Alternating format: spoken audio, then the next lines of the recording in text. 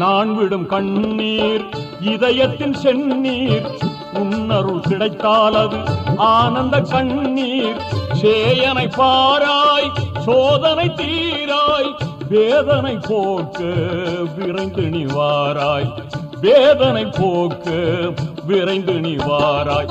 இறையோனே மறையோனே குறை தீர்க்கும் ரஹ்மானே. அஸ்ஸலாமு அலைக்கும் வரஹ்மத்துல்லாஹி வபரகாத்துஹு.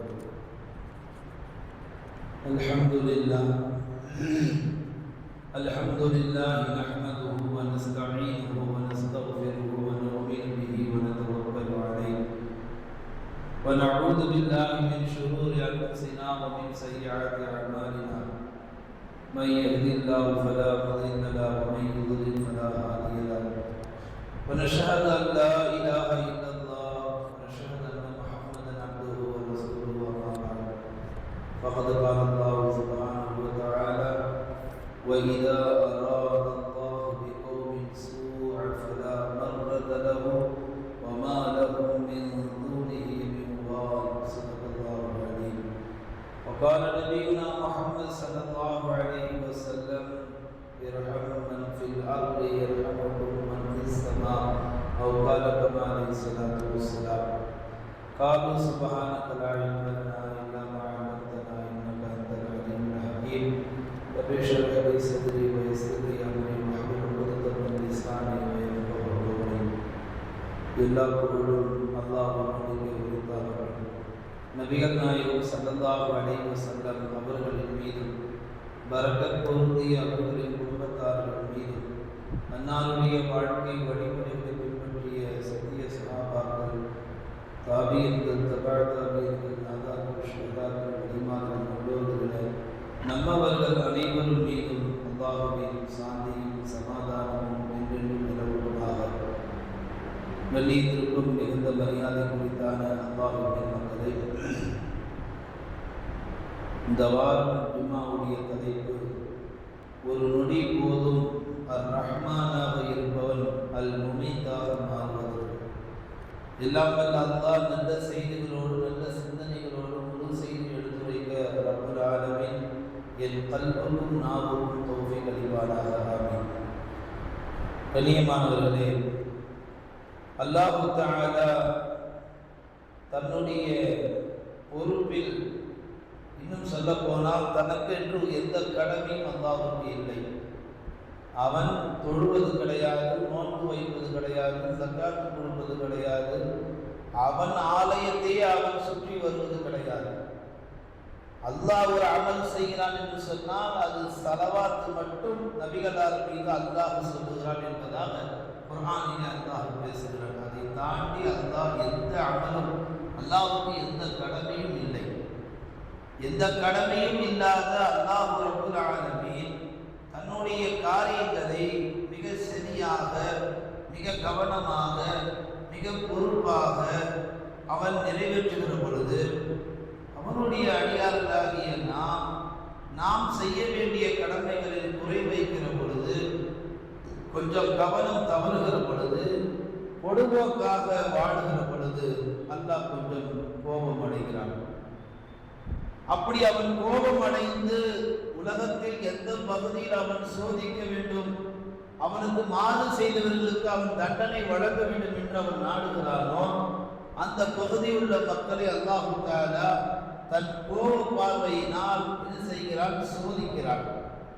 அப்படி சோதிக்கிற பொழுது அந்த சோதனையிலிருந்து அந்த மக்களை காப்பாற்றுவதற்கு அல்லாஹ் ஒருவனை தவிர வேறு யாரும் இல்லை என்பதுதான் குர்ஆனுடைய வசனம்.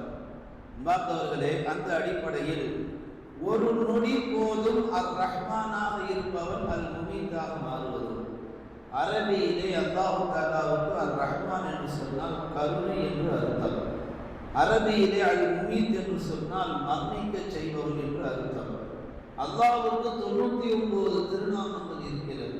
ஒவ்வொரு பெயருக்கும் ஒவ்வொரு அர்த்தம் இருக்கிறது. அர் ரஹ்மான் கருணையாளனாக இருக்கிறான் அல்லாஹ்.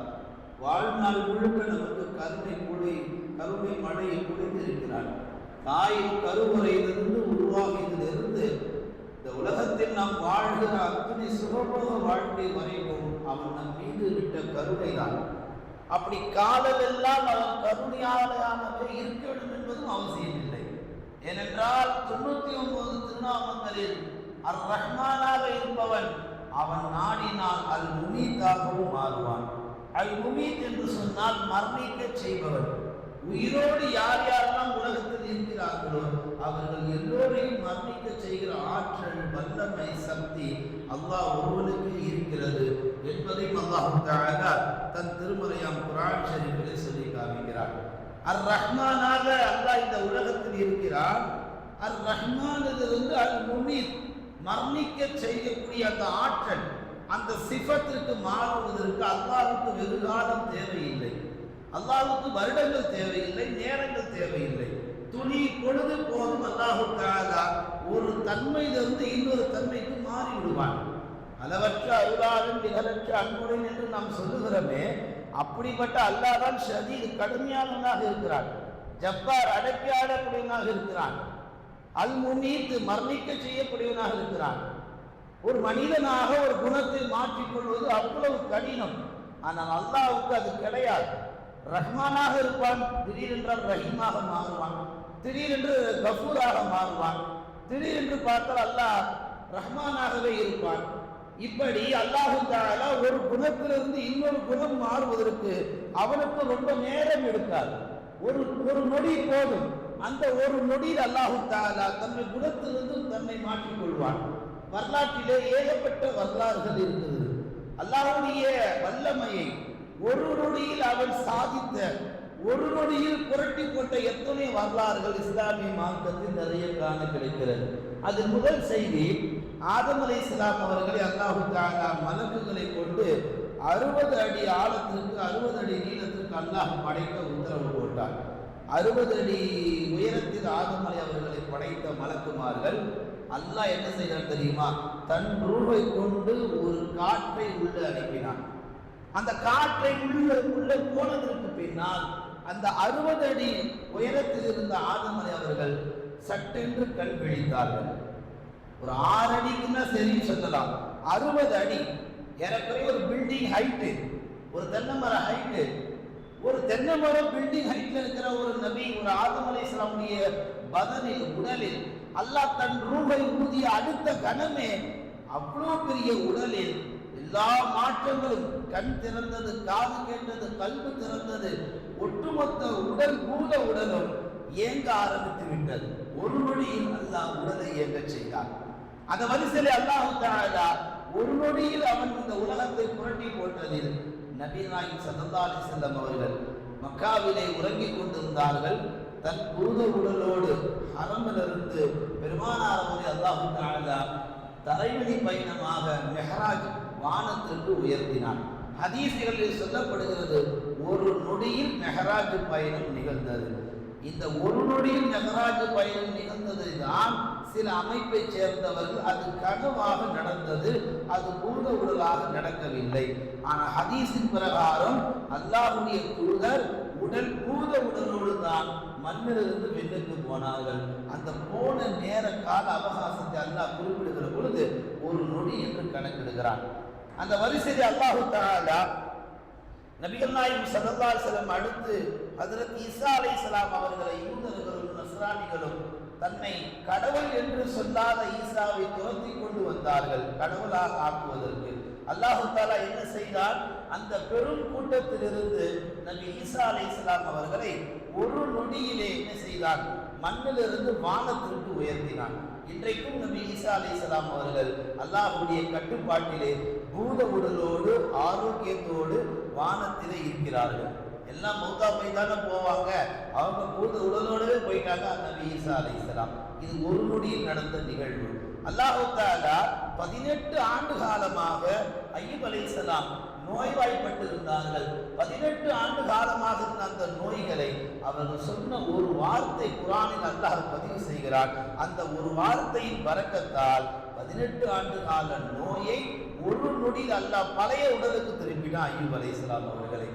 இப்படி வரிசையாக சொல்லிக் கொண்டு வருகிற பொழுது அல்லாஹ் நபி மூசா அலைஹிஸ்ஸலாம் அவர்கள் அல்லாஹ்வை பார்க்க வேண்டும் என்று துடித்த பொழுது அல்லாஹ் என்ன செய்தான்? ஒரு பெரும் ஜபல், ஒரு மலையை காமித்தான். இந்த மலையை பாருங்கள் என்று சொன்னான். ஒரு நொடியில் அல்லாஹ் அந்த மலையை வெடிக்க செய்தான். மலை பஞ்சாக வெடித்து சிதறியது. வரலாற்றில் சொல்லுவார்கள், இப்படி ஏராளமான செய்திகள் அல்லாஹ் ஒரு நொடியில் நிகழ்த்திய எத்தனையோ வரலாறுகள் இந்த உலகத்திலே நடந்திருக்கின்றன. இதெல்லாம் எப்படி சொல்லுகிறார்கள்? ரஹ்மான், கருணையாளனாக அல்லாஹ் இதெல்லாம் நிகழ்த்தி காட்டியிருக்கிறார். அல் முமீத்தாக அல்லாஹ் மாறுவதற்கும் தயங்க மாட்டான். அல் முமீத் என்று சொன்னால் மரணிக்க செய்பவன். எப்படிப்பட்ட நிலையில்? காபாவை இடிப்பதற்காக என்ன செய்தான் ஆபிரகாம்? 1000 யானைகளோடு காபாவை நோக்கி படைப்பட்டாளத்தோடு வந்தான். எல்லாம் பெரிய காட்டு யானைகள், 1000 யானைகள். ஒவ்வொரு யானையும் பார்த்தீங்கன்னா அல்லாஹு அக்பர், அவ்வளவு பெரிசானது, கபீரானது. 1000 யானைகள் அல்லாஹ் என்ன செய்தான்? சாதாரண சின்ன பறவை அபாபிலை கொண்டு ஒவ்வொரு யானை அல்லாஹு தஆலா துவம்சம் செய்தான். அல்லாஹு தஆலா அல் முமீத், மரணிக்க செய்பவன். உயிரோடு இருக்கக்கூடிய மனிதர்களையும் மௌத்தாக்குவான், உயிருள்ள விலங்குகளையும் அல்லாஹ் மௌத்தாக்குவான். உயிருள்ள விலங்கை வைத்து அல்லாஹ் விலங்குகளை மௌத்தாக்குவான். அல் முமீத், அல்லாஹ் மரணிக்க செய்யக்கூடியவனாக இருக்கிறான். நபி லூத் அலைஹிஸ்ஸலாம் அவர்கள் சமூகத்தில் வாழ்ந்த அந்த ஆண் மக்கள் எல்லாம் பெண்களை நெருங்காமல் ஆண்களிடத்தில் நெருங்கினார்கள். கிட்டத்தட்ட ஆணும் இல்லற வாழ்க்கையில் ஈடுபட்டார்கள். அது தவறென்று லூத் அலைஹிஸ்ஸலாம் கண்டித்தார்கள். அந்த மக்கள் திருந்தவில்லை. அல்லாஹ் என்ன செய்தார்? வானிலிருந்து பொடி கற்களை அனுப்பினான். அந்த பொடி கற்கள் எல்லாம் ஒவ்வொரு மனிதனுடைய பெயர் எழுதப்பட்டிருந்தது. அந்த கல் யார் பேர் எழுதப்பட்டதோ அவன் தலையில் விழும். நபி லூத் அலைஹிஸ்ஸலாம் வாழ்ந்த மக்களுடைய தலையில் விழுந்ததற்கு பின்னால் ஒவ்வொரு மனிதனுடைய உடல்களும் 2 கூறுகளாக போனது என்பதாக கிதாபு தஃசீர்களில் காண கிடைக்கின்றன. அல்லாஹ் நல்லடியார்களே, இப்படி வரலாறு முழுக்க அல்லாஹு தஆலா ரஹ்மானாகவும் ரஹீமாகவும் அதே நேரத்தில் அல்லாஹு தஆலா அல் முமீத், மரணிக்க செய்யக்கூடியவனாகவும் இருந்திருக்கிறான். இவையெல்லாம் அல்லாஹு தஆலா என்ன சொல்ல வருகிறான்? நான் கருணையாளனாகவே இருப்பேன், அப்படியே இருந்து விடவும் மாட்டேன். நான் சமயங்களிலே முமீத்தாகவும் மாறுவேன். தவறு செய்தால், தவறு அதிகபட்சமானால் நான் மரணிக்கவும் செய்து விடுவேன். அப்படி மரணிக்க செய்து அல்லாஹு தஆலா முன்னோர்கள் எத்தனையோ கூட்டத்தார்கள், ஆது சமூத் போன்ற எத்தனையோ கூட்டத்தார்கள் அல்லாஹு தஆலா ஒரே ஒரு பேர் இடி சத்தத்தை கொண்டு ஒட்டுமொத்த கூட்டத்தை அல்லாஹு தஆலா அழித்து காமிச்சார். இரவில் எல்லாம் உறங்குவார்கள், அதிகாலையில எழுந்திருந்து பார்த்தால் யாரும் உயிரோடு இருக்க மாட்டார்கள். நேற்று இரவு பெய்த மழையில், நேற்று இடித்த இடியில் அந்த ஒரு சப்தமே ஒட்டுமொத்த ஊர் மக்களுடைய இருந்த துடிப்பை நிறுத்திவிட்டது. அல்லாஹு தஆலா இப்படி வரலாறு முழுக்க ஒரு துளி, ஒரு நொடி இருந்தால் போதும் அல்லாஹ் கருணையை கொண்டு உயிர் வாழ செய்வான். ஒரு நொடி இருந்தால் போதும் அல்லாஹ் தன்னுடைய வல்லமையை கொண்டு உயிருள்ள அனைத்தையும் அல்லாஹ் மரணிக்க செய்வான். அன்பார்ந்த அல்லாஹ் நல்லடியார்களே, இவையெல்லாம் அல்லாஹ் எதை சொல்லி காட்டுகிறான்? எதற்காக இவையெல்லாம் வரிசைப்படுத்தப்படுகிறது என்று சொன்னால், கடந்த 27ஆம் தேதி புதன்கிழமை நேபாளில் ஏற்பட்ட பெரும் பேராபத்து, பெரும் வெள்ளம், மலை சரிவுக்கு மத்தியிலே பனிமலையில் ஏற்பட்ட அந்த விரிசலின் காரணமாக வெப்பம் அதிகமாகி அந்த பனிமலையெல்லாம் உள்ளுக்குள்ளே உரசி அவையெல்லாம் வெள்ளமாக தண்ணீராக அங்கு உள்ள வாழக்கூடிய மக்களுடைய வீடுகளிலும் அங்கு உள்ள பஜார்களிலும் யாருமே எதிர்பார்த்திருக்க மாட்டார்கள். கடந்த 2 நாட்களாக சமூக வலைதளங்களில் யாரும் எந்த காணொலியும் பார்த்திருக்க மாட்டார்கள். நேபாளில் ஏற்பட்ட அந்த பெரும் வெள்ள வீடியோ தவிர அவன் காமிக்கிற அந்த வீடியோ அப்படியே பதிவாயிருக்கு. அந்த வீடியோவில் பெரும் வெள்ளம் வந்து தாக்குவதற்கு முன்னால் அந்த 1-2 நொடி தான் அந்த இடம் பார்க்க அழகாக இருக்கிறது. அந்த நொடி அல்லாஹ் நாடிய பொழுது எந்த வெள்ளம் அங்கு வந்து சூறையாடியதோ அந்த இடம், இப்படி ஒரு இடம் இதற்கு முன்னால் அங்கு இருந்ததா என்ற ஒரு கேள்வி எல்லாம் அந்த வீடியோக்களை பார்க்கிற பொழுது தெரிகிறது. அல்லாஹ்வுடைய ஜலாலியத்து தெரிகிறது, அல்லாஹ்வுடைய கோபம் புரிகிறது. சொல்லப்படுகிறது, ஏறக்குறைய சுற்றுலாவுக்கு போனவர்களில் 500க்கும் மேற்பட்டவர்கள் இறந்து போயிருக்கிறார்கள், 800க்கும் மேற்பட்டவர்கள் காணாமல் போயிருக்கிறார்கள், 350க்கும் மேற்பட்டவர்கள் தேடிக்கொண்டிருக்கிறார்கள், தமிழகத்தைச் சேர்ந்தவர்கள் 100 பேர் சிக்கி உயிர் பலியாயிருக்கிறார்கள் என்ற செய்தி எல்லாம் நீங்க நல்லா கவனிச்சீங்கன்னா காக்கா குருவி இறந்து போவதை போன்று மனிதர்கள் இறந்து போகிறார்கள்.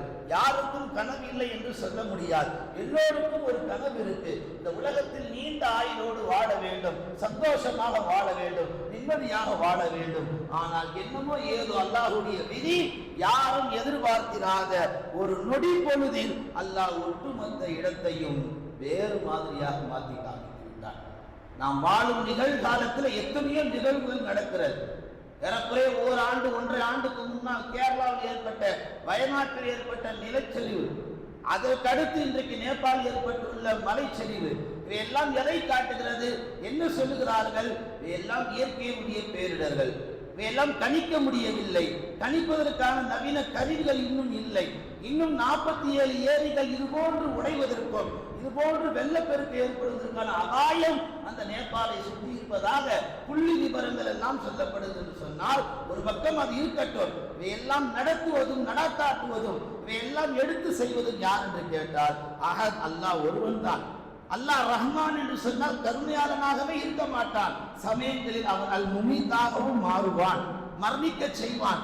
ஏன் அல்லாஹ் மரணிக்க செய்கிறான்? எதனால் மரணிக்க செய்கிறான்? உலக பார்வையில இதையெல்லாம் ஒரு ஆக்சிடென்ட், ஒரு விபத்து. ஆனால் ஒரு முஸ்லிம் இவை விபத்தாகவோ ஒரு யதார்த்தமாக நடந்த ஒரு இயற்கை பேரிடராக எடுத்துக்கொள்ளக்கூடாது. ஒரு முஸ்லிமை பொறுத்த வரைக்கும் உலக பார்வையில் முஸ்லிம் தன் ஈமானை பலப்படுத்திக் கொள்ள வேண்டும். நொடிப்பொழுதில் எல்லாம் சரிந்தார்கள், நொடிப்பொழுதில் எல்லாம் காணாமல் போனார்கள். அந்த வீடியோல பார்க்க முடியுது. உடலை எடுக்கவில்லை, உடலில் உறுப்புகளை எடுக்கிறார்கள். கைகள் தனியாக, கால்கள் தனியாக. ஒரு அம்மா சேத்துக்குள்ள மாட்டிக்குது. அந்த அம்மா இழுக்கிறாங்க இழுக்க முடியவே இல்லை. முடிய பிடிச்சு தூக்குறாங்க. அந்த அளவுக்கு ஆழமான சேற்றில் போய் சகதியோடு மூச்சு விடாமல் எத்தனை உயிர்கள் அநியாயமாக பறி போயிருக்கிறது.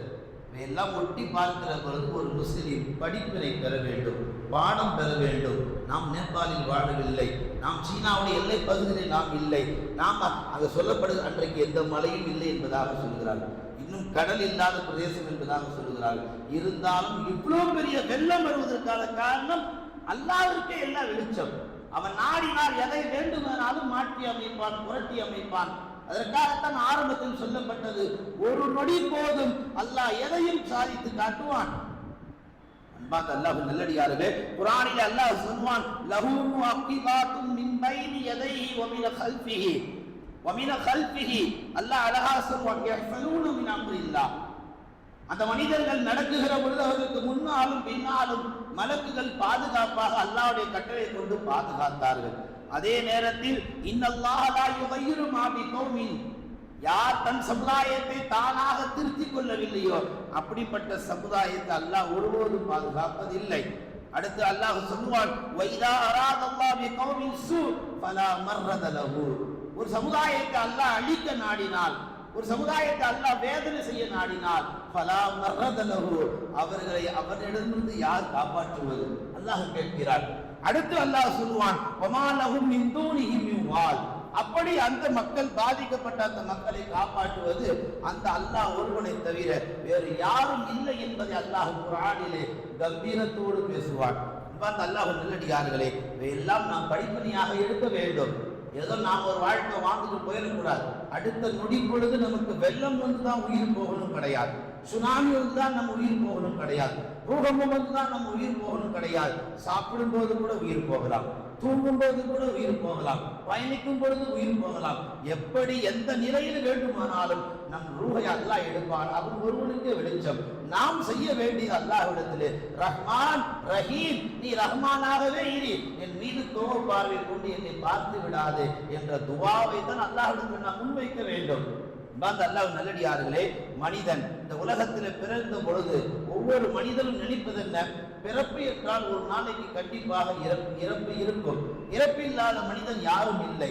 ஒரு நாள் கண்டிப்பாக மௌத்தாகுவான். காலையில் வீட்டிலிருந்து புறப்பட்டு போகக்கூடியவன் திரும்ப மாலையில் வீடு திரும்புவான் என்ற எந்த உத்தரவாதமும் கிடையாது.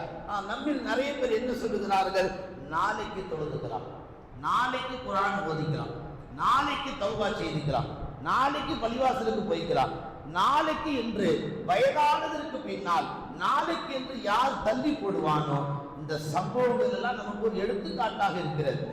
அந்த ஒரு நொடி பொழுது அந்த வெள்ளம் வருவதற்கு முன்னால் அந்த பேரிடர் வருவதற்கு முன்னால் எத்தனை கனவுகளோடு தூர லட்சியோடு வாழ்ந்திருப்பார்கள். அது அத்தனையும் உடைக்கப்பட்டது. கிட்டத்தட்ட அதே நிகழ்வுதான் நமக்கும். நாம் நாளை என்று, அடுத்த வாரம், அடுத்த வருடம் என்று, அல்லது வயதானதற்கு பிறகு என்று நாம் நமக்குள்ளே தள்ளி போட்டால் அடுத்த நொடி நாம் ஹயாத்தாக இருப்போமா என்பது தெரியாது. அல்லாஹ் நல்லடியார்களே, ஒரு முஸ்லிம் 3 விஷயத்தை கவனமாக இருக்க வேண்டும். நாளைக்கு தொழுகின்ற அந்த கொள்கையே என்ற கிடையாது. இன்னைக்கு உயிரோடு இருக்கா இன்ஷா அல்லாஹ் நான் தொழுவேன். அதோட என்ன வேலை? ஒரு முஸ்லிம் 2வது, நான் நாளைக்கு அல்லாஹ்ட்ட தௌபா செய்யறேன் அப்படின்ற கொள்கைக்கு வரவே கூடாது.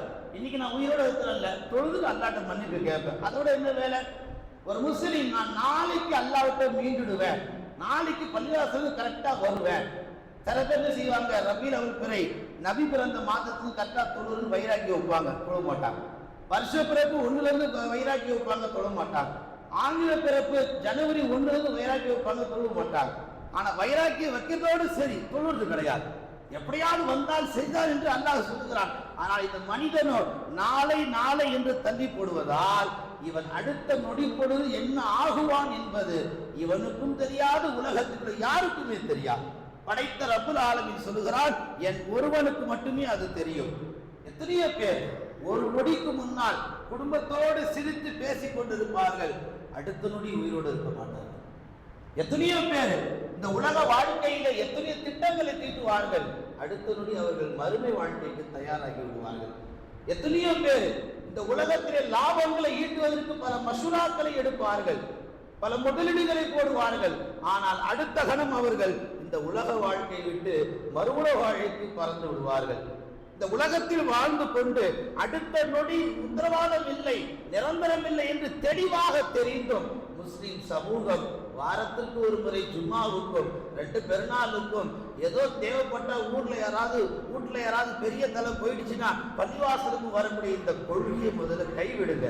பள்ளிவாசலுக்கு தொடர்ந்து வந்தால்தான் நமக்கு அடுத்த நொடி மவுத் என்றால் அது தொழுகையிலே போகட்டுமே, அது ருக்குவிலே போகட்டுமே, அது சஜிதாவிலே போகட்டுமே. நீங்க கவனித்து பார்த்திருக்கலாம் அந்த நேபாள் வீடியோ. எத்தனை பேர் எப்படியெல்லாம் மரணித்து போனார்கள். தலையும் காலும் வேறு வேறு புறத்தில் இருக்கிறது. எங்கிருந்து எதை பிடிச்சி இருக்கிறதுன்னு தெரியல. மீட்பு குழுவில் உள்ளவர்கள் அவர்களை மீட்டெடுப்பதற்கு அவ்வளவு சிரமப்படுகிறார்கள். இறந்தது ஒரு சிரமம் என்றால், ஒரு கஷ்டம் என்றால், இறந்து போனவர்களை தேடி கண்டுபிடித்து எடுப்பது அதோட பெரிய சிரமமாக இருக்கிறது. இவையெல்லாம் எதை காட்டுகிறது? ஏதோ மலை சரிவு, பனைமணியில சரிவு ஏற்பட்டுச்சு என்ற ஒரு காரணம் மாத்திரமல்ல, இவையெல்லாம் நாம் திருந்துவதற்காக. தொழாதவர்கள் இனி தொழுது கொள்ளுங்கள், பள்ளி தொடர்பு இல்லா இனி பள்ளி தொடர்புகளை ஆக்கிக் கொள்ளுங்கள் என்ற ஒரு அழகிய ஆன்மீக பாடத்தை அல்லாஹு தஆலா இதன் வழியாக சொல்லி காமிக்கிறான். அல்லாஹ் குர்ஆனில் பேசுவான், குல்லு நஃப்ஸின் தாயிகத்துல் மௌத், உங்களில் ஒவ்வொரு ஆன்மாவும் மரணத்தை சுவைத்தே தீர வேண்டும். மரணத்தை சுவைக்காமல் எந்த ஆன்மாவும் இந்த உலகத்தை விட்டு பிரியாது. மரணம் என்பது ஒரு ருசி என்று அல்லாஹ் சொல்லுகிறான். மரணம் என்பது ஒரு டேஸ்ட் என்று அல்லாஹ் சொல்லுகிறான். சுவைத்தே தீர வேண்டும். அல்லாஹ் பட்டு இஸ்ராயல் அனுப்பி ரூஹ எடுத்துட மாட்டான். கட்டவரிலிருந்து ஸ்டார்ட் ஆக ரூஹுக்கு போற அந்த சக்கராத்துடைய வேதனை தொழிலாளிகளாக, நோன்பாளிகளாக, அபிதீன்களாக, நல்லவர்களாக இருந்தால் வாழப்பரத்தில் ஊசி ஏற்றுவதை போன்று அல்லாஹ் நம் ரூஹை கைப்பற்றுவான் என்றார் கண்மணி நாயகம் ஸல்லல்லாஹு அலைஹி வஸல்லம். தொழுகை இல்லாமல், எந்த அமலும் இல்லாமல் ஏதோ ஒரு தாழ்ந்தோடித்தனமான வாழ்க்கையை வாழ்ந்து கொண்டிருந்தால், ஒரு நங்கூரத்தை நன்றாக தாரிலே முக்கி எடுத்தால், அதை ஒருவருடைய முகத்தில் முதுகில் அடித்தால், அதை இடிக்கிற பொழுது எப்படி ரத்தமும் சதையுமாக வெளியே வருமோ அதுபோன்று ஒரு மனிதனுடைய ரூஹை கைப்பற்றப்படும். ஒரு நொடி என்று நாம் சாதாரணமாக விட்டுவிடக்கூடாது. அந்த ஒரு நொடியில் உலகமே அழியும். அந்த ஒரு நொடியில் பல பிரதேசங்கள் அழியும். அந்த ஒரு நொடியில் எத்தனையோ மாநிலங்கள் அழியும்.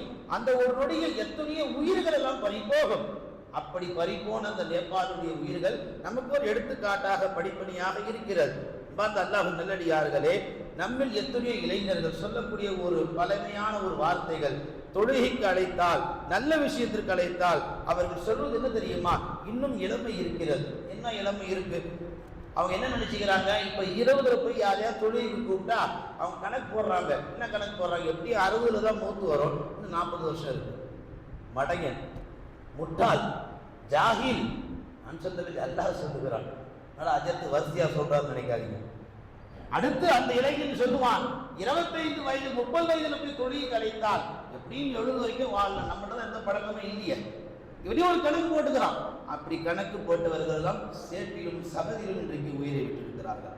அப்படி கணக்கு போட்டவர்கள் எல்லாம் லட்சியங்களை தொலைத்து நடுவீதியிலே உடல் முக அடையாளம் தெரியாமல் அனாதை பிரதேசங்களாக உடல் இறந்து போனவர்களாக கிடக்கிறார்கள். எல்லாம் நாம் படிப்பனையாக எடுக்க வேண்டும். இளைஞர்கள் சொல்லக்கூடிய ஒரு முக்கியமான மூல காரணம் பின்னாடி பார்த்துக்கலாம், அப்புறமா தொழுதுக்கலாம். ஒரு 60 வயசுல நாம செஞ்சுக்கலாம், ஒரு 70 வயசுல அல்லாஹ்வுடைய பாதையில போய்க்கலாம் என்று தங்களுடைய ஆயுளை, மீதமுள்ள 50-60 ஆயுளை ஒரு லாபகமாக, ஒரு பலமாக வைத்துக் கொண்டார்கள். அவ்வளவு சீக்கிரம் எனக்கு மௌத்து வராது.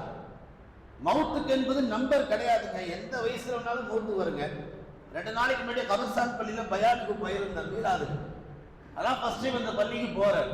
உள்ள போகும் பொழுது பள்ளியை சுத்திய கபர் தான், எல்லாம் சின்ன சின்ன கபரு, இவ்வளவுதான் இருக்கு. போனவங்களுக்கு தெரியும் நினைக்கிறேன், இவ்வளவுதான் இருக்கு கபர். நம்ம ஊர் மாதிரி நீட்டா இருக்குது 6 அடியில.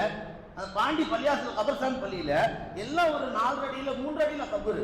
எத்தனை சிறு குழந்தைகள் அந்த கபரை பார்க்கும் பொழுதாவது நமக்கு ஒரு மன்னரை மறுமை சிந்தனை வர வேண்டாமா? அதனாலதான் நபிகள் நாயகம் ஸல்லல்லாஹு அலைஹி வஸல்லம் சொன்னாங்க, வாரத்திற்கு ஒரு முறை மன்னரைக்கு செல்லுங்கள், வாரத்திற்கு ஒரு முறை மருத்துவமனைக்கு செல்லுங்கள். மன்னரைக்கு செல்லுகிற பொழுது ஒரு நாள் இங்கு நாம வர வேண்டியது இருக்கிறது. நாம் மருத்துவமனைக்கு செல்லுகிற பொழுது அல்லாஹ் இவர்களுடைய நோயை விட்டு நமக்கு ஆரோக்கியத்தை தந்தானே. இந்த 2 இடங்களும் ஒரு மனிதனை நேர்வழிப்படுத்தும். ஸல்லல்லாஹு அலைஹி வஸல்லம் சொன்னார்கள், மரணத்தை அதிகமாக நினையுங்கள். மரணத்தை நீங்கள் அதிகமாக நினைத்தால் உங்களுள் மாற்றம் உண்டாகும், ஆன்மீகம் பிறக்கும். நிறைய பேர் ஏன் மௌத்த சொல்லி பயக்காட்டுறீங்க, ஏன் எங்க உள்ளத்தை உடைக்கிறீங்க? மரணம் உள்ளத்தை உடைப்பதல்ல, நம்முடைய சிந்தனையை திறந்து வைப்பது. மரணத்தை நாம் அதிகமாக நினைப்பதால் எத்தனையோ மாற்றங்கள் நமக்கு நடக்கக்கூடும்.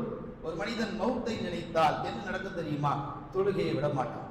அப்ப இன்னைக்கு தொழுகையை விடுறவங்க எல்லாருமே மௌத்தை மறந்துட்டாங்கன்னு அர்த்தம். தொழுகையை தொடர்ந்து தொழுதுட்டு இருக்கிறவங்க ஒரு நாள் மௌத்து இருக்கு நினைச்சதான் தொழுதுட்டு இருக்கிறாங்க. மரணத்தை ஒருவர் நினைத்தார் என்று சொன்னால் அல்லாஹ்வுடைய கலாமை தொடாமல் இருக்க மாட்டான். இன்னைக்கு நிறைய பேர் குர்ஆனை ஓதுகிறார்கள் என்று சொன்னால் மௌத்தை நினைக்கிறார்கள், மௌத்தா போயிட்டு ஓத முடியாது.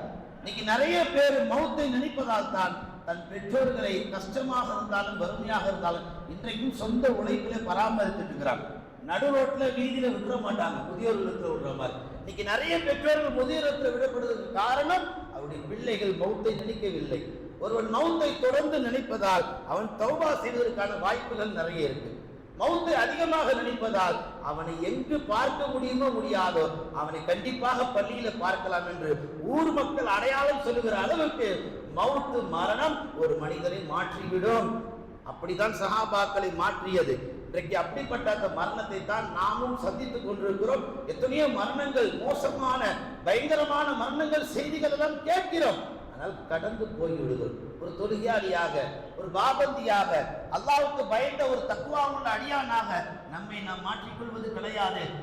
அல்லாஹ் நல்லடியார்களே, நம்மில் எத்தனையோ பேர் இந்த விஷயங்களில் ரொம்ப பொடுபோக்காக இருக்கிறார்கள். நபிகள் நாயகம் ஸல்லல்லாஹு அலைஹி வஸல்லம் சொன்னார்கள், ஆதமுடைய மகன் மௌத்தா போயிட்டா 3 விஷயம் அவனை பின்தொடர்ந்து வரும் என்று சொன்னார்கள். வேற எதுவும் வராது. தயவு செய்து யாரும் தவறாக எண்ணிக்கொள்ள வேண்டாம். சொகுசு பங்களாக்கள் உயிரோடு இருக்கும் பொழுது மதிப்பு உண்டு, சொகுசு வாகனங்கள் உயிரோடு இருக்கும்போது மதிப்பு உண்டு, கட்டுக்கட்டாக பணம் உயிரோடு இருக்கும்போது மதிப்பு உண்டு, எண்ண முடியாத அளவுக்கு நகை நட்டுக்கள் உயிரோடு இருந்தால் மதிப்பு உண்டு. ஆனால் நீங்கள் மௌத்தா போய்விட்டால் இவை எதுவும் உங்களோடு வராது. உங்களோடு வருவது 3 காரியம் என்றார்கள் கண்மணி நாயகம் ஸல்லல்லாஹு அலைஹி வஸல்லம் அவர்கள். 1, நீங்கள் செய்த சதகத்துல் ஜாரியா, நிரந்தர நன்மை. ஃபேன் ஓடுது, ஒருவர் வாங்கி கொடுத்தது, இது நிரந்தர நன்மை, வாங்கி கொடுத்தவருக்கு நன்மையை தரும். இந்த ஸ்டேஜ் பள்ளியாசல் ஒருத்தர் கொடுத்தது, இது நிரந்தர நன்மை, ஒரு நன்மை போயிட்டே இருக்கும். பேசுறேன்னா மௌத்தா போயிடுவேன், நிர்வகிக்கக்கூடிய நிர்வாகிகள் மௌத்தா போயிடுவாங்க, வாங்கி கொடுத்தவர் மௌத்தா போயிடுவார். காலமெல்லாம் யார் இங்கு நின்று உரையாற்றுகிறார்களோ அத்தனை நன்மையும் வாங்கி தந்தவருக்கு போய் கொண்டே இருக்கும். இப்படி சதகத்துல் ஜாரியா, பள்ளிவாசலுக்கு எது அத்தியாவசியமோ, எது தேவையோ அதை நாம் முன் வந்து வாங்கி தரணும். 2வது பெருமானார் சொன்னார்கள், ஒரு மனிதன் மௌத்தா போய்விட்டால் அவனுக்கு பின்னால் அவன் கற்ற மார்க்க கல்வி அவனோடு வரும். எல்லோராலும் ஆலிம் ஆகிட முடியாது. முடிந்தவரை ஷரியத்தை நாம தெரிந்து கொள்ள வேண்டும். அடிப்படை சட்டங்கள், உதுவின் சட்டங்கள், தொழுகையின் சட்டங்கள், குர்ஆனுடைய தஜ்வீதின் சட்டங்கள், எத்தனையோ அடிப்படை நடைமுறை ஷரியத் இருக்கிறது. ஒரு முஸ்லிம் எப்படி எல்லாம் இருக்க வேண்டும், அந்த ஷரியத், அந்த கல்வியை உள்வாங்கி அந்த கல்வியின் பிரகாரம் வாழ்ந்து மற்றவர்களையும் வாழ வைத்து விட்டு போனால், நம்மால் யாரெல்லாம் நம் கல்வியால் பலன் அடைந்தார்களோ அத்தனை பேர் நன்மை செய்யும் காலம் எல்லாம் அந்த நன்மை தன் கபருக்கு வந்து கொண்டே இருக்கும். மூன்றாவதாக பெருமானார் சொன்னார்கள், நீங்கள் விட்டு செல்லும் சாலிகான பிள்ளைகள். இன்னைக்கு அதுதானே பெரிய குறையா இருக்கு இந்த உம்மத்துக்கு.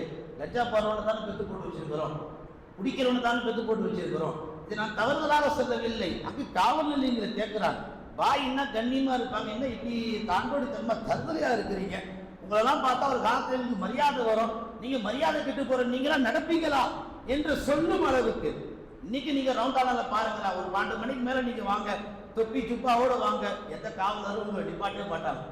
இப்படிதான் ஆக்ஷன். அப்படியே மீறி நிப்பாட்டிட்டாலும் ஆளை ஒரு முறை பார்த்துட்டு போங்க பாய்.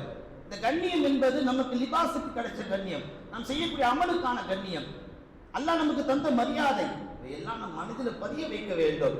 அல்லாஹ் நடிகார்கள் நல்ல சாலிகான பிள்ளைகளை நாம் பெற்று அந்த குழந்தைகளை நமக்கு துவா செய்ய குழந்தைகளாக நாம் உருவாக்க வேண்டும். அப்படி துவா செய்ய குழந்தை எப்படி உருவாக்கணும், அந்த குழந்தைகளுக்கு மார்க்க இல்மை தர வேண்டும். இல்மை தந்தால்தான் அந்த குழந்தை நாம் மரணித்தாலும் நமக்காக யாசின் ஓதுவார்கள், நாம் மரணித்தால் நமக்காக, நம் மன்னரை வாழ்க்கைக்காக அல்லாஹ்விடத்தில் துவா செய்வார்கள். எத்தனை பெற்றோர்களுக்கு நாம் இன்றைக்கு துவா செய்து கொண்டிருக்கிறோம். ஒரு சஹாபி ரசூல் ஸல்லல்லாஹு அலைஹி வஸல்லம் சொன்னாங்க, யா ரசூலல்லாஹ், இரவு நேரங்கள் வந்து விட்டால் எனக்கு கனவுகள் பயங்கரமா வருதுன்னாங்க. இரவு நேரத்துல நான் தூங்குனா எனக்கு கனவு பயங்கரமா வருது, நரகத்துல போற மாதிரிலாம் வருது. ரியல் நாயகம் ஸல்லல்லாஹு அலைஹி வஸல்லம் சொன்னாங்க, நீ இரவு தொழுகையை பேணி கொள்ளாங்க. நீங்க நல்லா கவனிக்கணும், அந்த சஹாபி தொழுகை விட்டவர் அல்ல, நோன்பை விட்டவர் அல்ல, எந்த நல்ல அமலையும் விடல, எல்லாத்துலயும் பர்ஃபெக்டா இருக்கிறார். நைட்ல தூங்கும் போது கனவு பயங்கரமா வருது, அந்த கனவு நரகத்துடைய கனவா வருது. அதை ரசூலுல்லாஹ் சொல்லும்போது ரசூலுல்லாஹ் என்ன திருத்துறாங்க, ஏதோ ஒரு அமல் விட்டு போயிருக்கு, அதை சரி பண்ணு. எல்லா அமலும் கரெக்டா இருக்கு, உபரியான அமல், எக்ஸ்ட்ரா பிட்டிங்க நஃபீல், அந்த உபரியான அமல் நீ விட்டுட்டு அதை தொடர்ந்து செய், கனவுகள் உனக்கு வராது என்று சொன்னார்கள். அப்படி என்றால் என்ன அர்த்தம், அந்த சஹாபி ஏன் கேட்டால், அடுத்த நொடி நான் இருக்க மாட்டேன், அதை விளங்கியதின் காரணத்தினால் தான் ஒரு நொடி கூட போதும் அல்லாஹ்விற்கு ரஹ்மானாக கருணையாளராக இருக்கக்கூடிய அல் முஃமின் மரணிக்கவும் அவனால் செய்ய முடியும். அல்லாஹ் தஆலா சஹாபாக்களுடைய உள்ளங்கள் எப்படிப்பட்ட ஈமானை தந்தான். வெளியில ஒரு முறை உட்கார்ந்து சஹாபாக்கள்லாம் சிரிச்சு பேசிட்டு இருந்தாங்க. நபிகள் நாயகம் ஸல்லல்லாஹு அலைஹி வஸல்லம் வந்தவர்கள் சஹாபாக்களை பார்த்து சொன்னார்கள், நான் கண்ட நரகத்தை, நான் கண்ட பயங்கரத்தை, அபாயத்தை நீங்கள் கண்டால் இப்படி நீங்கள் சிரிக்க மாட்டீர்கள் என்று சொன்னார்கள் நபிகள் நாயகம் ஸல்லல்லாஹு அலைஹி வஸல்லம். அதை கேட்ட அடுத்த கணமே சஹாபாக்கள் தங்கள் நிலைமைகளை மாற்றிக் கொண்டார்கள். இன்னைக்கு இவ்வளவு பயான் நாம கேட்கிறோம், நம்மள எத்தனை பேர் இன்னைக்கு கரெக்டா தொழுகையிலே மாறுவோம். நாம ஒன்றும் 100 கிலோமீட்டர்ல போறது இல்லை, பள்ளிவாசலை சுற்றி தான் நம்ம வீடே இருக்குது, பள்ளிவாசலுக்குள்ளதான் நாமளும் வாழ்ந்துட்டே இருக்கிறோம். பள்ளிவாசல் தாண்டி தான் போறோம் வரோம், பள்ளிவாசலுக்குள்ள வர்றோமா, வர்றதே இல்லை. இதையெல்லாம் சிந்திப்பதற்காக வேண்டிதான் அல்லாஹ் நாம் வாழும் இந்த உலகத்தில் ஏதோ ஒரு மூலையிலே ஒரு பெரும் வெள்ளத்தை, ஒரு பேரிடத்தை தந்து எத்தனையோ மக்களுடைய உயிர்கள் அல்லாஹ் கைப்பற்றியிருக்கிறார். கைப்பற்றிய நோக்கம் அவருடைய தகுதியில் முடிந்து விட்டது, நம்முடைய தகுதியில் இருந்து கொண்டிருக்கிறது. நம் தகுதியில் இருக்கிற பொழுதே நம் வாழ்க்கையை நாம் சரி செய்து கொள்ள வேண்டும். பெருமானார் ஸல்லல்லாஹு அலைஹி வஸல்லம் சொல்வார்கள், இந்த உலகத்தில் நீங்கள் வாழுகிற பொழுது 6 விஷயங்களை கற்றுக்கொள்ளுங்கள், 6 விஷயத்தை கற்றுக் கொடுத்து விட்டு போங்கள், அது உங்களுக்கு பெரிய நன்மையை தந்து கொண்டே இருக்கும். 1, வாழும் பொழுது குர்ஆனை பிறருக்கு கற்றுக் கொடுங்கள். 2, வாழும் பொழுது ஒரு குழந்தைக்கு எப்படி தொழுக வேண்டும் என்று கற்றுக் கொடுங்கள். வாழும் பொழுது ஒருவரை நல்வழிப்படுத்துவதற்காக நேர்வழியின் பக்கம் அவரை அழைத்துக் கொண்டு இருங்கள். வாழும் பொழுது ஒரு ஏழைக்கு தொடர்ந்து ஏதாவது ஒரு உதவி செய்து கொண்டே இருங்கள். வாழும் பொழுதே நீங்கள் அல்லாஹ்வுடைய பள்ளிக்கு ஏதாவது ஒரு நல் உதவிகள் செய்து கொண்டே இருங்கள். வாழும் பொழுதே நீங்கள் கற்ற கல்வியை கொண்டு பிறருக்கு பயன் தரும் விதமாக வாழுங்கள். இந்த 6ல் 1 சக்சஸ் ஆகிட்டாலே போதும், மறுமை வாழ்க்கை வெற்றி. இந்த 6 தான் மறுமைக்கான முதலீடு. இதை விட்டு விட்டு இந்த உலகமே சதா கதி என்று நாம் பிடித்துக் கொண்டிருந்தால், அவங்க சொல்றாங்க இங்க கடலும் இல்ல மழையும் இல்ல, எங்க இருந்தா இவ்வளவு தண்ணி வந்துச்சு தெரியலன்றாங்க. ஆச்சரியத்தோடு சொல்றாங்க. அல்லாஹ் பெரிய ஹிக்மத், அல்லாஹ் பெரிய நுணுக்கமானவன். அழிக்கணும் நாடிட்டான்னா எப்படி வேண்டுமானாலும் அழிப்பான். பெருமானார் சொன்ன இந்த 6 ஏதாவது ஒன்று செய்யுங்கள், அது உங்களுக்கு நன்மை தந்து கொண்டே இருக்கும். அடுத்த நொடி மரணம் என்றாலும் நீங்கள் நன்மை செய்தவர்கள் தான். அடுத்து பெருமானார் சொன்னார்கள், அந்த மரணம் வருவதற்கு முன்னால் இந்த விஷயங்களை நீங்க தொடர்ந்து செய்யுங்க. ஒன்று என்ன தெரியுமா? இன்னைக்கு அவங்க பௌத்தா போயிட்டாங்க, இன்னைக்கு நான் உயிரோடு இருக்கிறேன் என்பதை உறுதியாக நினையுங்கள். இன்றைக்கு என்னால தொழ முடியும் என்பதை உறுதியாக நினையுங்கள். இன்றைக்கு என்னால குர்ஆன் ஓத முடியும், இன்னைக்கு என்னால அல்லாஹ்ட்ட தௌபா செய்ய முடியும், இன்னைக்கு என்னால அல்லாஹ்வுடைய பாதையில தான தர்மம் கொடுக்க முடியும், இன்னைக்கு என்னால மரணத்தை நினைத்து பார்க்க முடியும். இந்த 6 நினைக்கிற அளவுக்கு நம்ம உடம்பு சக்தி இருக்கா இல்லையா? இந்த 6 செய்ய முடியாம அனாதை பிணங்களாக சேர்த்துற சகதியில சிக்கிட்டு இருக்கிறாங்க. நான் சொல்றது உங்களுக்கு ஒரு சந்தேகமா இருந்தாலும் நீங்க யூடியூப்ல போய் பாருங்க, பார்க்கவே முடியல. கையும் காலும் தனித்தனியாக அல்லாஹ் தஆலா மோசமான முறையிலே அவர்கள் மரணித்திருக்கிறார்கள். ரசூல் ஸல்லல்லாஹு அலைஹி வஸல்லம் சொன்னார்கள், மரணத்தை கொடு, ஆனா அது கேவலமான மரணத்தை விட்டு நீ பாதுகாத்து. கேவலமான மரணம் வரவே கூடாதுங்க. நாம மரணிச்சு கிடக்கும் பொழுது நம்ம எப்படி கிடப்போம்? எல்லாம் பாருங்க, நம்முடைய மௌத்தெல்லாம் அமல்கள் ரீதியாகத்தான் போக வேண்டும். அதே போல இந்த உலகத்தில் ஒரு நொடியை மதிக்காதவர்கள் விளங்கிக் கொள்ள வேண்டும். ஒரு நொடிக்கு முன்னாடி பாவம் செஞ்சவர் ஒரு திருந்திட்டார்னா அடுத்த நொடி தௌபா செஞ்சிருவார். ஒரு நொடி தான் சாதாரணமா நினைக்க கூடாது. போன நொடி வரைக்கும் பாவம் செஞ்சவர் இந்த நொடி அவர் திருந்தணும்னு நினைச்சா தௌபா செய்ய போறார். ஒரு நொடியில பாவம் தௌபாவுக்கு மாறுகிறது. இரண்டாவது, போன ஒரு நொடி வரைக்கும் அலட்சியமாக இருந்தவர் இந்த ஒரு நொடியில அவர் பெரிய பொறுப்புதாரியா மாறிடுவார், பொறுப்புள்ளவர் ஆயிடுவார். போன ஒரு நொடி வரைக்கும் உலக பற்றோடு வாழ்ந்தவர் உலகம் வேண்டாம், மறுமையே போதும், நான் மறுமைக்காகத்தான் வந்தேன் என்று நன்மை செய்ய நாடிட்டால் போன நொடி துனியாவுடைய சிந்தனையில் இருந்தவர் இந்த நொடி ஆகிரத்தில் சிந்தனைக்கு வந்துருவாரு. அதே போல போன ஒரு நொடி வீணாக கழித்தவர் நான் ஒரு நொடி கூட வீணாக கழிக்க விரும்பவில்லை என்று நினைத்தாலே போதுமே, அடுத்த நொடி தன்னால வாயில சுபஹானல்லாஹ் வந்து விடுமே. ஒரு நொடியை நாம் வீணாக கழித்தால் அடுத்த நொடி நம் மரணங்கள் அதை விட மோசமா இருக்கும். அல்லாஹ் நல்லடியார்களே, ஒரு நாள் நம்மை வீட்டிலே அழைப்பார்கள். எப்படி தெரியுமா? அஸ்ஸலாமு அலைக்கும், இந்த ஊரு, இந்த தெரு, இன்னாரு, இவருடைய மகனார், இவர் மௌத்தாகி விட்டார், நம்மளால் எதிர்த்து வர முடியாது. ஒரு நாள் நம் வீட்டில் எல்லோரும் வந்து நிற்பார்கள். எதற்கு? விருந்து சாப்பிடவா? இல்ல, நம்மளை தூக்கிட்டு போவார். ஒரு நாள் நம் வீட்டுக்கு எல்லோரும் வருவார்கள். என்ன, நம்மளை நல விசாரிக்கவா? இல்ல, நம்முடைய கடைசி தீதாரம் பார்க்க, இதுக்கப்புறம் இவரை பார்க்க முடியாது. ஒரு நாள் நம்மோடு எல்லோரும் கபர்ஸ்தான வரைக்கும் வருவார்கள். நம் உறவுகள் நம் கபருக்கு அருகில் கூட வருவார்கள். ஆனால் கபர் குழியில் இறங்க மாட்டார்கள் அடக்கத்திற்கு பின்னால். ஏன்? யாருக்கும் அந்த அனுமதி இல்லை. யார் எப்பேற்பட்ட வாழ்க்கை வாழ்ந்தாலும் கபருக்குள்ள உள்ள போனதுக்கு பின்னாடி இந்த உலகத்துல எதுவுமே பலன் தராது. இது உங்க எல்லாருக்குமே தெரியும், நான் சொல்ற அவசியமே இல்லையே.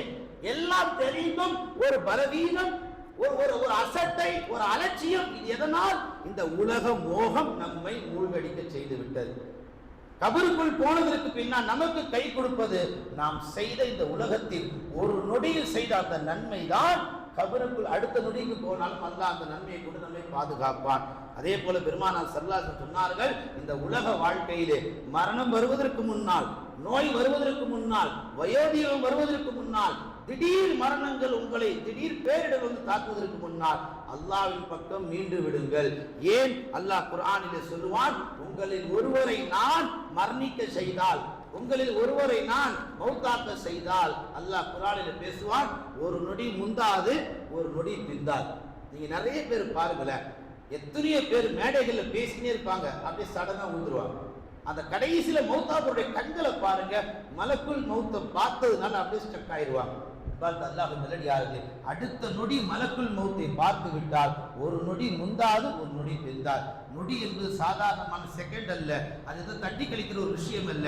ஒரு நொடியில் அல்லாஹ்வை அடையலாம், ஒரு நொடியில் நாம் நரகத்திற்கும் போகலாம். அல்லாஹ் நம்மை பாதுகாக்க வேண்டும். எனவே நாம் வாழும் இந்த உலகத்தில் நம்மை சுற்றி எந்த இழப்புகள் நடந்தாலும் அதற்காக அல்லாஹ்விடத்தில் நாம் மன்றாட வேண்டும். பெருமானார் ஹதீஸில் சொன்னதை போன்று, இரஹம் மன் ஃபில் அர்லி, யார் பூமியில இரக்கம் காட்டுவார்களோ இரஹமும் மன் ஃபிஸ் ஸமா, அவர்கள் மீது அல்லாஹ் இரக்கம் காட்டுவான். வாழும் காலம் எல்லாம் அடுத்தவர்கள் மீது இரக்க சிந்தனையோடு வாழுங்கள். அல்லாஹ் நம்மையும் இரக்கத்தோடு இந்த உலகத்தில் வாழ வைப்பான். நம்மை சுற்றி நடக்கக்கூடிய பேர் ஆபத்தை விட்டு அல்லாஹ் நம்மையும் நம் குடும்பத்தாரை பாதுகாப்பான். யார் யாரெல்லாம் பேரிடர்களை இறந்து போனார்களோ அத்தனை பேரும் அல்லாஹ் கண்ணியமான மன்னரை வாழ்க்கையை வழங்குவானாக. அல்லாஹ் நம் எல்லோரையும் வாழும் காலம் எல்லாம் கண்ணியத்தோடு கண்ணியமான மௌத்தோடு வாழ வைப்பானாக. எதை பேசணுமோ எதை கேட்டோமோ அதன்படி அமல் செய்யக்கூடிய நறு தௌஃபீகை வல்ல ரஹ்மான் நம் எல்லோருக்கும் தருவானாக. ஆமீன். வ ஆகிரு தஅவானா அனில் ஹம்துலில்லாஹி ரப்பில் ஆலமீன்.